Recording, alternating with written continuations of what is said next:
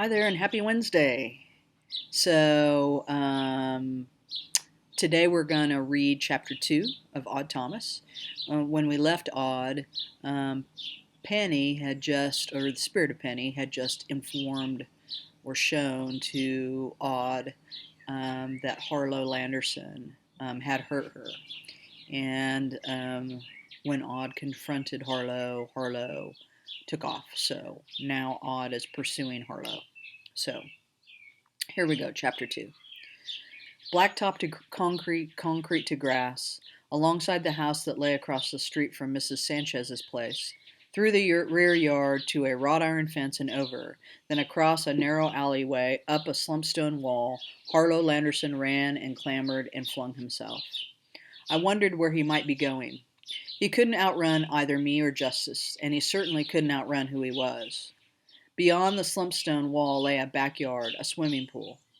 Dappled with morning light and tree shadows, the water glimmered in shades of blue from sapphire to turquoise, as might a trove of jewels left by long-dead pirates who had sailed a sea since vanished.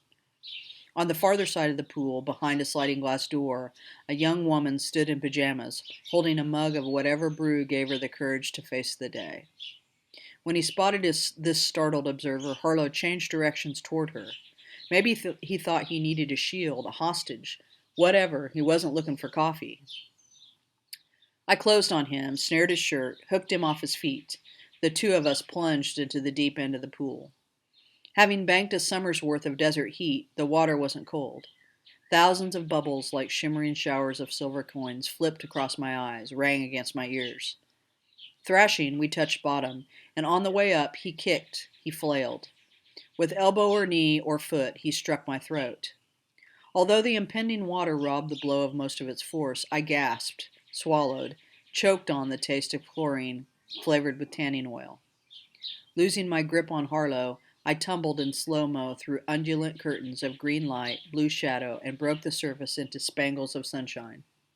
I was in the middle of the pool, and Harlow was at the edge. He grabbed the coping and jacked himself onto the concrete deck. Coughing, venting atomized water from both nostrils, I splashed noisily after him. As a swimmer, I have less potential for Olympic competition than for drowning. On a particularly dispiriting night when I was 16, I found myself chained to a pair of dead men and dumped off a boat in Malo Suerto Lake. Ever since then, I've had an aversion to aquatic sports.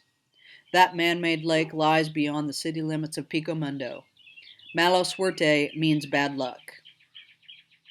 Constructed during the Great Depression as a project of the Works Progress Administration, the lake originally had been named after an obscure politician. Although they have 1,000 stories about its treacherous waters, nobody around these parts can quite pin down when or why the place was officially renamed Malo Suerte. All records relating to the lake burned in the courthouse fire of 1954 when a man named Mel Gibson protested the seizure of his property for non-payment of taxes. Mr. Gibson's protest took the form of self-immolation.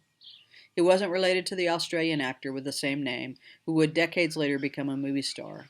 Indeed, by all reports, he was neither talented nor physically attractive. Now, because I had been burdened on this occasion by a pair of men too dead to swim for themselves, I reached the edge of the pool in a few swift strokes. I levered myself out of the water. Having arrived at the sliding door, Harlow Landerson found it locked. But the pajamaed woman had disappeared. As I scrambled to my feet and started to move, Harlow backed away from the door far enough to get momentum. Then he ran at it, leaning with his left shoulder, his head tucked down. I winced in expectation of gouting blood, severed limbs, a head guillotined by a blade of glass. Of course, the safety pane shattered into cascades of tiny, gummy pieces. Harlow crashed into the house with all of his limbs intact and his head still attached to his neck. Glass crunched and clinked under my shoes when I entered in his wake. I smelled something burning. We were in a family room. All the furniture was oriented toward a big screen TV as part of a pair of refrigerators. As large as a pair of refrigerators. The gigantic head of the female host of the Today Show was terrifying in such magnified detail. In these dimensions, her perky smile had the warmth of a barracuda's grin. Her twinkly eyes, here the size of lemons, seemed to glitter maniacally. In this open floor plan, the family room flowed into the kitchen with only a breakfast bar intervening. The woman had chosen to make a stand in the kitchen. She gripped a telephone in one hand and a butcher knife in the other. Harlow stood at the threshold between rooms, trying to decide if a 20-something housewife in two cute sailor suit pajamas would really have the nerve to gut him alive. She brandished the knife as she shouted into the phone, "He's inside! He's right here!" Past her, on a far counter, smoke poured from a toaster. Some kind of pop-up pastry had failed to pop. It smelled like strawberries and smoldering rubber. The lady was having a bad morning. Harlow threw a bar stool at me and ran out of the family room toward the front of the house. Ducking the stool, I said, "Ma'am, I'm sorry about the mess," and I went looking for Penny's killer. Behind me, the woman screamed, "Stevie, lock your door! Stevie, lock your door!" By the time I reached the foot of the open stairs in the foyer, Harlow had climbed to the landing. I saw why he had been drawn upward instead of fleeing the house.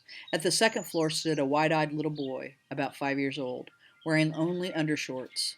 Holding a blue teddy bear by one of its feet, the kid looked as vulnerable as a puppy stranded in the middle of a busy freeway. Prime hostage material. "Stevie, lock your door!" Dropping the blue bear, the kid bolted for his room. Harlow charged up the second flight of stairs. Sneezing out the trickle of chlorine and the tang of burning strawberry jam, dripping, squishing, I ascended with somewhat less heroic flair than John Wayne in the sands of Iwo Jima. I was more scared than my quarry because I had something to lose, not least of all Stormy Llewellyn and our future together that the fortune-telling machine had seemed to promise. If I encountered a husband with a handgun, he'd shoot me as unhesitatingly as he would Harlow. Overhead, a door slammed hard. Stevie had done as his mother instructed. If he'd had a pot of boiling lead, in the tradition of Quasimodo, Harlow Landerson would have poured it on me. Instead came a sideboard that evidently had stood in the second-floor hall, opposite the head of the stairs. Surprised to discover that I had the agility and the balance of a monkey, albeit a wet monkey, I scrambled off the stairs onto the railing. The deadfall rocked past step by step, drawers gaping open and snapping shut repeatedly, as if the furniture were possessed by the spirit of a crocodile. Off the railing up the stairs, I reached the second-floor hall as Harlow began to break down the kid's bedroom door. Aware that I was coming, he kicked harder. Wood splintered with a dry crack, and the door flew inward. Harlow flew with it, as if he'd been sucked out of the hall by an energy vortex. Rushing across the threshold, pushing aside the rebounding door, I saw the boy trying to wriggle under the bed. Harlow had seized him by the left foot. I snatched a smiling panda bear lamp off the red nightstand and smashed it over Harlow's head. A ceramic carnage of perky black ears, fractured white face, black paws, and chunks of white belly exploded across the room.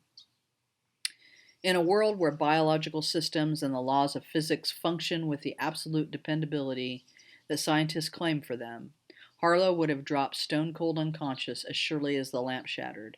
Unfortunately, this isn't such a world. As love empowers some frantic mothers to find the superhuman strength to lift overturned cars to free their trapped children, so depravity gave Harlow the will to endure a panda pounding with significant effect. He let go of Stevie and rounded on me. Although his eyes lacked elliptical pupils, they reminded me of the eyes of a snake, keen with venomous intent, and though his bared teeth included no hooked or dramatically elongated canines, the rage of a rabid jackal gleamed in his silent snarl. This wasn't the person whom I had known in high school so few years ago. Not the shy kid who found magic and meaning in the patient restoration of a Pontiac Firebird. Here was a diseased and twisted bramble of a soul, thorny and cankerous, which perhaps until recently had been imprisoned in a deep turning of Harlow's mental labyrinth. It had broken down the bars of its cell and climbed up through the castle keep, deposing the man who had been Harlow, and now it ruled. Released, Stevie squirmed all the way under his bed, but no bed offered shelter to me, and I had no blankets to pull over my head. I can't pretend that I remember the next minute with clarity. We struck at each other when we saw an opening. We grabbed anything that might serve as a weapon, swung it, flung it.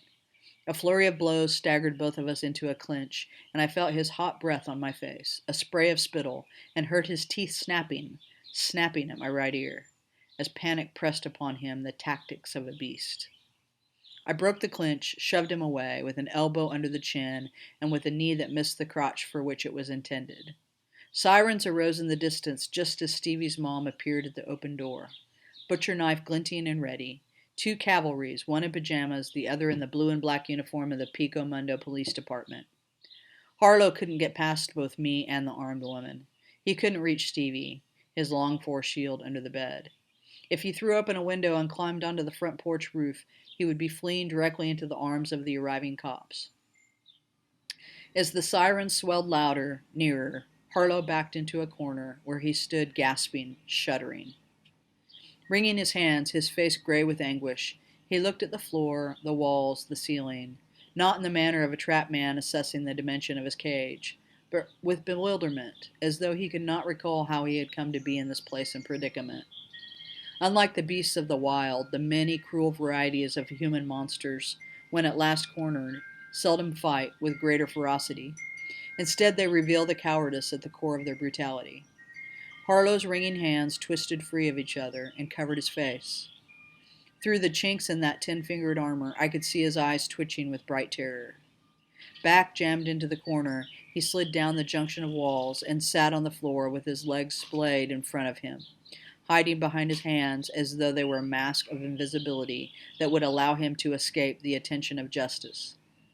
The sirens reached a peak of volume half a block away, and then subsided from a squeal to growl to waning groan in front of the house.